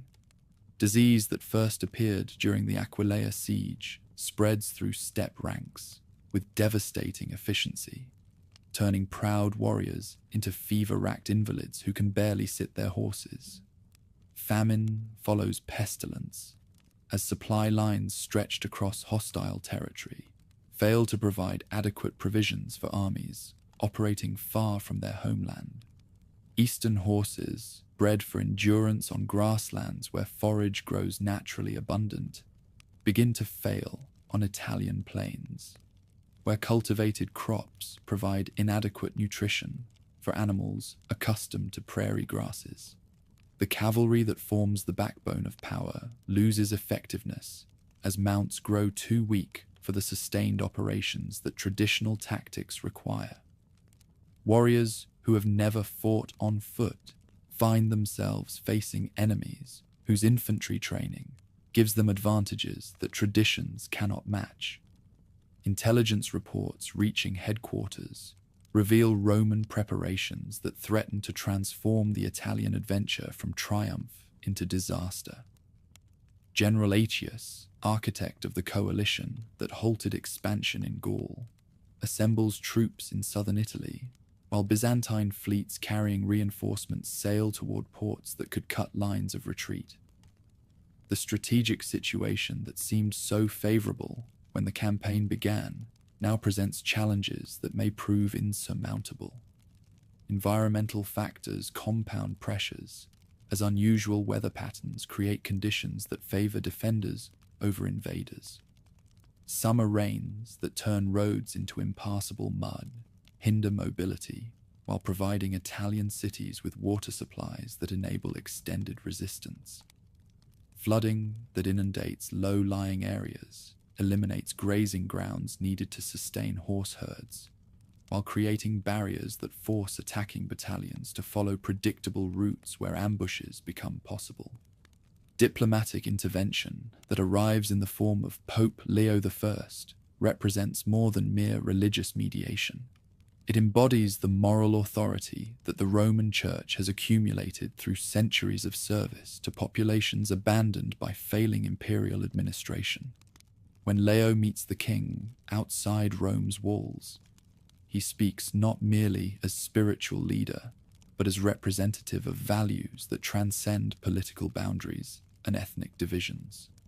Contemporary accounts differ regarding what transpires during this legendary encounter. Some claim divine intervention manifests through miraculous signs that convince even pagan warriors of Christian truth. Others suggest more practical considerations: papal gold that supplements tribute payments, promises of future cooperation that benefit both temporal and spiritual authorities. Most likely, the meeting combines elements of both, creating an agreement that serves the immediate needs of all parties, while establishing precedents for future relations between wandering and settled civilizations. The decision to withdraw from Italy reflects not weakness, but strategic wisdom that recognizes when continued advance would destroy more than it could gain. Royal troops, weakened by disease and undermined by logistical failures, remain formidable enough to extract concessions from enemies, desperate to avoid further devastation. The agreement negotiated with papal representatives provides face-saving justification for retreat, while ensuring that withdrawal appears voluntary rather than forced by circumstances beyond control. The march northward through alpine passes becomes a race against winter storms that could trap weakened battalions in mountain defiles, where retreat becomes impossible and supply becomes completely dependent on what fighters can carry. Cavalry that entered Italy as conquering heroes struggle through snow-choked valleys as survivors whose primary goal has shifted from conquest to simple survival. Disease and exposure claim victims daily, while harsh weather eliminates the weak and strengthens the resolve of those who endure. Return to Pannonian strongholds provides opportunity for recovery and reorganization, but also reveals the extent to which Italian campaigns have weakened the foundation of power. Tribal levies that march south with confidence return as scattered remnants whose loyalty has been tested by hardships that traditions promised would bring glory rather than suffering. The aura of invincibility that once made the royal name a talisman of terror throughout the civilized world has been tarnished by evidence that even these armies face limitations imposed by geography, disease, and logistics. Wedding Feast of 453 that celebrates marriage to the beautiful Ildiko should mark triumph over adversity and renewal of expansion plans that temporary setbacks have merely postponed. Instead, it becomes the setting for tragedy that will reshape European political development more decisively than any campaign. The great king, survivor of countless battles and architect of the largest empire in European history, dies suddenly during his wedding night from causes that remain disputed among contemporary sources. Medical explanations range from excessive alcohol consumption to internal bleeding caused by stress and overindulgence. Some accounts suggest choking on blood from nosebleeds that have plagued the ruler since his youth, while others hint at poisoning by enemies who recognize that royal death would solve problems that force alone cannot address.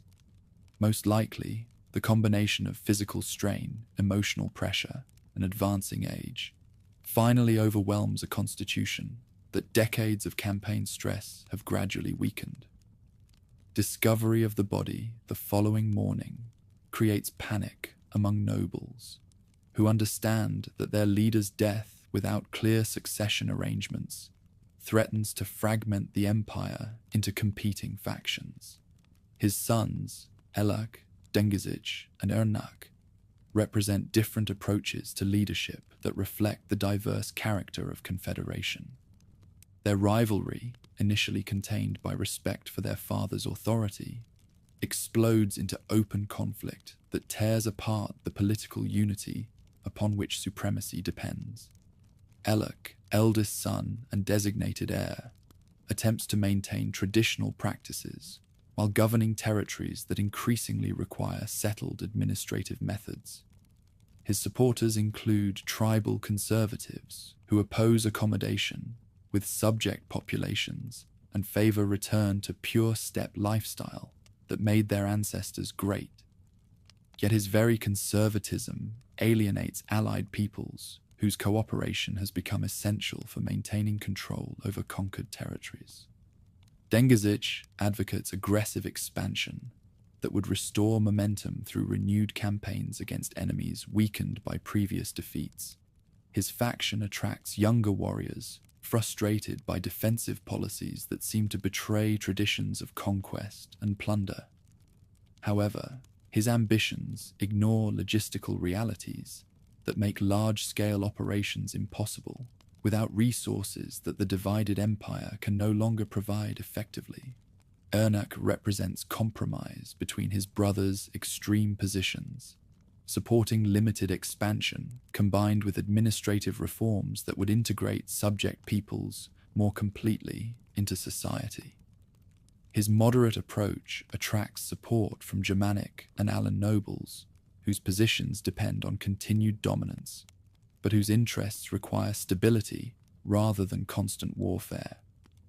Unfortunately, moderation satisfies neither extreme faction, while failing to provide clear direction for dealing with immediate crises. Civil war that erupts following the funeral becomes a three-way struggle that destroys the coherence upon which power depends. Battalions that once fought as unified entities fragment into competing factions that battle each other with the same ferocity they once directed against external enemies. The spectacle of warriors destroying themselves provides encouragement to subject peoples who recognize opportunity in their masters' divisions. Germanic tribes that served as auxiliary troops in armies begin asserting independence as soon as news of royal death reaches their territories. Gepid king Ardaric, longtime ally turned rebel, rallies other tribal leaders around plans for coordinated rebellion that could eliminate overlordship entirely. His arguments emphasize that weakness creates unprecedented opportunity for Germanic peoples to reclaim territories their ancestors lost to conquest. Battle of Nidau in 454 becomes the decisive engagement that determines whether Dominion can survive its founder's death. Ardaric leads coalition troops that include Gepids, Rugians, Syri, and other Germanic tribes in assault against Elak's battalions that represent the last organized remnant of the empire. The irony That former allies now fight for the empire's destruction demonstrates how completely internal division has undermined the foundations of supremacy. Elec's death during this battle eliminates the last leader with legitimate claim to his father's full authority, while demonstrating that advantages disappear when unity breaks down under pressure of succession disputes. His surviving brothers, commanding reduced contingents and lacking territorial bases adequate for sustained resistance, become fugitives in lands their father once ruled absolutely. The rapid collapse from imperial dominance to desperate exile reveals how completely power depended on unified leadership under charismatic authority. Germanic victory at Nidau triggers general uprising throughout former territories, as subject peoples recognize that their opportunity for freedom may never come again. Cities that submitted reassert independence, while tribal groups that accepted overlordship repudiate agreements that no longer serve their interests. The political map of Central Europe undergoes transformation, as sudden and dramatic as any caused by conquest. Surviving fragments scatter across the continent seeking refuge wherever they can find hosts willing to accept defeated wanderers as allies rather than slaves. Some bands retreat eastward toward their ancestral steppes, carrying with them memories of European conquests that will inspire future leaders. Others integrate into Germanic societies, where their skills earn them positions as mercenaries and guards. A few groups survive as independent entities in remote territories, where geographic isolation protects them from enemies seeking revenge for past subjugation. Dengizic attempts to revive family fortunes through alliance with Eastern Roman authorities, who see opportunity in using remnants against other barbarian threats. His mercenary service provides temporary security for his followers, while demonstrating that skills retain value even after political power has vanished. However, imperial officials who employ him recognize that his ultimate ambitions threaten rather than serve Byzantine interests. Death of Dengizic in 469, when his severed head decorates Constantinople's walls as trophy of imperial victory over the last heir of legacy, marks the final end of political significance in European affairs. His death eliminates the possibility that charismatic leadership might reunite scattered fragments around renewed expansion plans. The name that once struck terror throughout the civilized world becomes historical curiosity rather than contemporary threat. Yet influence survives in forms less obvious but potentially more lasting than direct political control. Combat techniques developed during campaigns become standard practices among Germanic tribes that inherit their territories. Administrative methods, evolved for governing diverse populations, provide models for kingdoms that emerge from the empire's ruins. Most importantly, the precedent of success demonstrates that settled civilizations, however sophisticated, remain vulnerable to enemies who fight according to different rules. The stage is set for new actors in European political drama. Withdrawal creates power vacuum that Germanic kingdoms must fill, while dealing with challenges that conquest has left as permanent features of continental development. The lessons learned during decades of dominance will influence European development for centuries to come. Scattered remnants of Attila's empire drift eastward across the Carpathian Mountains like autumn leaves before winter storms, their passage marking the end of an age when a single Hun confederation commanded territories from the Volga to the Rhine. These survivors carry with them more than mere possessions. They bear the accumulated knowledge of conquest that transformed scattered steppe tribes into masters of half Europe. Behind them lie the ruins of cities they once ruled, the graves of enemies they defeated, and the memories of a time when Hun envoys spoke as equals to Roman emperors and Persian shahs. The roads that once carried tribute caravans toward Attila's court now witness the opposite flow, as defeated warriors seek refuge in lands their fathers conquered. Hun cavalry that terrorized Gothic settlements now ride as refugees through those same regions, their weapons offered in mercenary service to former enemies who remember too well the devastation those same warriors once inflicted. The irony escapes none of the participants. Conquerors have become supplicants, masters have become servants, and the wheel of fortune has completed its inevitable revolution. Crimean strongholds that served as staging points for Western campaigns become final refuges for bands too proud to surrender their independence and too weak to reclaim their former dominance. These rocky peninsulas jutting into the Black Sea offer natural defenses that enable small groups to maintain autonomy, while the world around them reshapes itself according to new patterns of power. Here, among cliffs where seabirds nest and winds carry the salt tang of distant shores, the descendants of Modu Chanyu establish communities that will preserve Hun traditions for centuries to come. In hidden valleys where streams run clear and grass grows thick enough to sustain horse herds, these survivors recreate the world they lost on scales their reduced circumstances permit.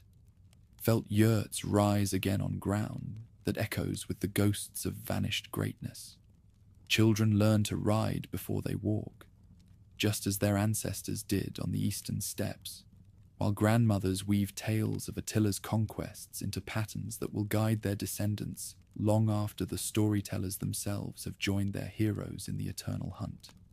Germanic kingdoms that emerge from the collapse of Hun dominion discover that nomadic influences have become permanently embedded in their military traditions. Gepid warriors who fought as Attila's allies retain tactical knowledge that makes them formidable opponents when they establish independent realms in the Carpathian foothills. Their composite bows, forged according to Hun specifications, loose arrows with accuracy that Germanic enemies cannot match. Their cavalry charges, perfected through decades of service in nomadic armies, break infantry formations with efficiency that would make their former masters proud. Ostrogothic migrations that carry Theodoric's people toward Italy reflect strategic wisdom learned during years of Hun overlordship. These Teutonic warriors understand, as their ancestors did not, that successful conquest requires more than battlefield victory. Administrative skills acquired through observation of Hun governance enable them to rule Italian lands with competence that purely Germanic traditions could never have provided. The synthesis of nomadic flexibility with Gothic determination creates hybrid systems that serve both conquerors and conquered. Langobard expansion into regions abandoned by retreating Hun forces demonstrates how completely the political geography of Central Europe has been transformed. These Teutonic newcomers find not empty lands, but areas whose populations have learned to adapt to frequent changes of overlordship. The skills developed under Hun rule, diplomatic flexibility, military pragmatism, economic opportunism, enable rapid accommodation to new masters whose demands prove less onerous than those of their predecessors. Byzantine employment of Hun mercenaries reflects imperial recognition that steppe military skills retain value despite governmental collapse. Commanders who once fought against Attila's armies now recruit Hun veterans for campaigns against Persian enemies, who understand traditional Roman tactics but lack experience against steppe warfare methods. These mercenary bands, fighting under imperial eagles rather than horsetail standards, carry Hun expertise into conflicts that span from the Caucasus to the Syrian desert. Individual Hun leaders who accept Byzantine service discover that imperial courts offer opportunities for advancement that pure steppe society could never match. Warriors whose only heritage consisted of horses and weapons find themselves rewarded with estates and titles that provide security for their children and grandchildren. Yet success in imperial service requires cultural adaptations that gradually erode the very customs that made these men valuable as soldiers and administrators. Avar Confederation, that emerges in the mid-6th century, demonstrates how steppe organizational principles survive the collapse of specific governmental entities. These Turkic peoples, driven westward by pressures similar to those that once forced Hun migration, discover lands prepared for steppe occupation by centuries of Hun rule.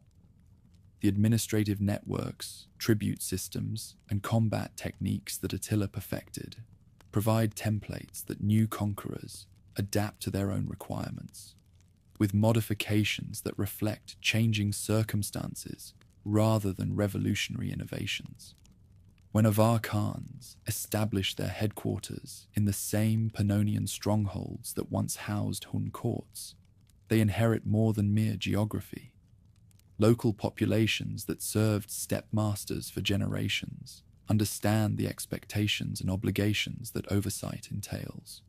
Teutonic nobles who survived the transition from Hun to Avar rule bring knowledge of governing techniques that enable smooth continuations of established practices.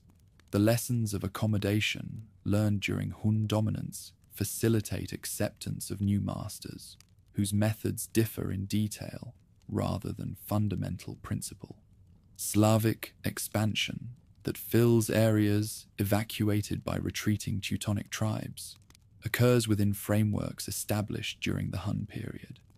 These agricultural peoples, previously confined to forest regions by more warlike neighbors, discover that conquest has eliminated many of the barriers that once restricted their movement.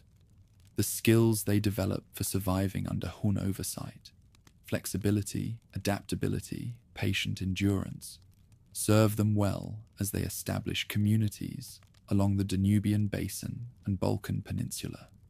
Archaeological evidence scattered across former Hun domains tells stories that written sources cannot preserve. Graves that contain weapons alongside Teutonic jewelry and Roman coins demonstrate the cultural fusion that characterized Attila's empire. Fortifications that combine steppe earthworks with Roman engineering techniques reveal the tactical innovation that made Hun armies nearly invincible during their period of expansion. Settlement patterns that blend mobility with agricultural stability show how completely conventional boundaries between wandering and sedentary lifestyles had broken down. Composite bows found in these archaeological sites represent more than mere weapons. They embody technological knowledge that transforms combat possibilities across post-Hun Europe. Teutonic smiths, who learned manufacturing techniques through observation of Hun craftsmen, continue producing these sophisticated weapons for armies that face enemies equipped with conventional equipment. The arrows designed for these bows, with their specialized points and precisely calculated flights, carry death across distances that make ordinary archery obsolete. Metalworking innovations that spread across Europe during the Hun period survive in techniques that influence weapon production for centuries. The folding methods that create steel blades sharper than razors become standard practices in workshops from the Rhine to the Dnieper. Armor designs that balance protection against mobility inspire modifications in Teutonic equipment that reflect lessons learned through bitter experience against enemies. The marriage of Eastern metallurgy with Western needs produces hybrid technologies that surpass their separate origins. Religious synthesis that characterized Hun governance continues influencing spiritual development across their former domains. Christian communities that survived rule carry within their practices elements of steppe shamanism that enrich their theological understanding while maintaining orthodox doctrine. Pagan beliefs that accommodated Hun spiritual practices develop syncretic forms that persist long after their creators have vanished from significance. The religious tolerance that Attila practiced becomes precedent for policies that enable diverse populations to coexist peacefully under unified rule. Administrative practices developed for governing multi-ethnic populations provide models for kingdoms that inherit Hun domains.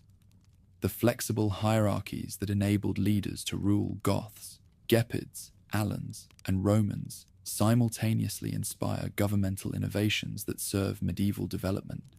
Tax collection systems that adapted steppe tribute customs to settled agricultural needs become foundations for royal finance across the post-Roman world. The diplomatic protocols that facilitated negotiations between wandering and settled civilizations establish precedents that influence international relations for generations. Legal customs that emerged from Hun governance reflect the practical necessities of ruling diverse populations according to different customary laws. The court systems that applied appropriate justice to subjects simultaneously demonstrate flexibility that purely Teutonic or Roman institutions could not match. These hybrid legal frameworks, tested through decades of practical application, provide stability for areas that undergo frequent changes of control during the chaotic centuries following Hun collapse. Marriage customs that developed during the Hun period influence social practices across their former domains. The alliances created through royal marriages between rulers and Teutonic princesses establish precedents for diplomatic marriages that shape dynastic arrangements for centuries. The cultural exchange that results from these unions creates families whose children inherit practices from multiple civilizations, producing leaders equipped to govern diverse populations, with understanding that purely ethnic rulers could not achieve. Combat methods that spread across Europe during Hun campaigns become permanent features of medieval warfare. The coordinated cavalry charges that armies perfected influence Teutonic tactical development in ways that persist long after their teachers have departed. Infantry formations that learn to counter mobility through disciplined cooperation become standard practices for armies that face mounted enemies. The siege techniques that enabled Hun forces to reduce fortified cities inspire modifications in defensive architecture that reflect lessons learned through direct experience. Linguistic influences that result from Hun dominance leave traces in languages spoken across their former domains. Teutonic dialects that incorporate steppe vocabulary for combat terms, horse equipment, and administrative concepts preserve evidence of cultural impact that written sources often ignore. Latin texts that adopt Hun terminology for describing warfare, diplomacy, and governance demonstrate how completely practices had penetrated civilized consciousness. The survival of these linguistic borrowings provides evidence for cultural exchange that transcends mere dominance. Trade networks that developed under Hun oversight continue functioning long after their creator's disappearance. Commercial routes that connected Asian steppes with markets maintain importance for merchants who understand that profitable exchange transcends temporary arrangements. The caravan practices that enabled safe passage through lands become standard procedures for international commerce during the medieval period. Markets that flourished under Hun protection developed customs of tolerance and accommodation that served diverse trading communities for centuries. Artistic practices that emerged from the fusion of steppe and settled cultures influence creative expression across post-Hun Europe. Metalworkers who learned animal decoration techniques from craftsmen continue producing objects that combine functionality with steppe aesthetic sensibilities. Textile production that incorporates Asian silk with wool creates patterns that proclaim the international character of post-Roman civilization. The synthesis of artistic approaches that Hun patronage encouraged becomes foundation for medieval decorative arts. Educational practices that developed in Hun courts, where interpreters mastered multiple languages and scribes recorded decisions in various scripts, influence intellectual development across their former domains. The multilingual competence that governance required becomes model for diplomatic and commercial education in kingdoms that must deal with diverse populations and foreign contacts. Schools that preserve this linguistic knowledge maintain capabilities for international communication that purely local institutions could not provide. Cultural memory that preserves Hun achievements takes many forms across the regions they once ruled. Epic poems that celebrate Attila's conquests inspire later compositions that adapt themes to heroic legends. Chronicles that record Hun campaigns provide historical frameworks for understanding development during the crucial centuries of Roman collapse. The legends that transform historical figures into mythical heroes demonstrate the psychological impact that dominance had on consciousness. Yet the most lasting Hun legacy may lie not in specific practices or institutions, but in the demonstration that arrangements remain fluid rather than fixed. Their success in creating multi-ethnic confederations that transcended boundaries provides precedents for later empire builders who face similar challenges of governing diverse populations. The techniques they developed for adapting flexibility to settled administrative requirements inspire innovations that serve medieval kingship across the continent. By the 6th century's close, direct Hun influence has vanished from affairs, yet their impact continues shaping continental development in ways both obvious and subtle. The kingdoms that inherit their domains employ combat techniques perfected through experience, while governing populations whose expectations have been shaped by decades of steppe rule.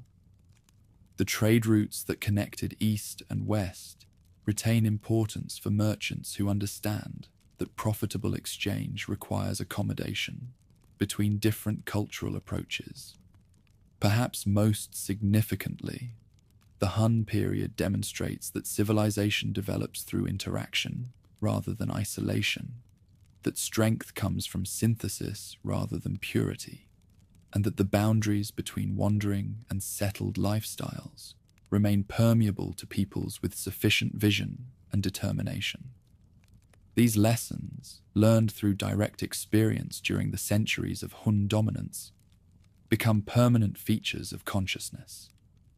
The echoes of their passage continue reverberating through halls where new kings hold court, across battlefields where their tactical innovations determine victory, and in the memories of peoples who discovered that the world contains possibilities their ancestors never imagined. The name of the Huns may fade from contemporary significance, but their influence on development proves as enduring as the stones they carved and the customs they established during their brief but transformative dominance of half the continent.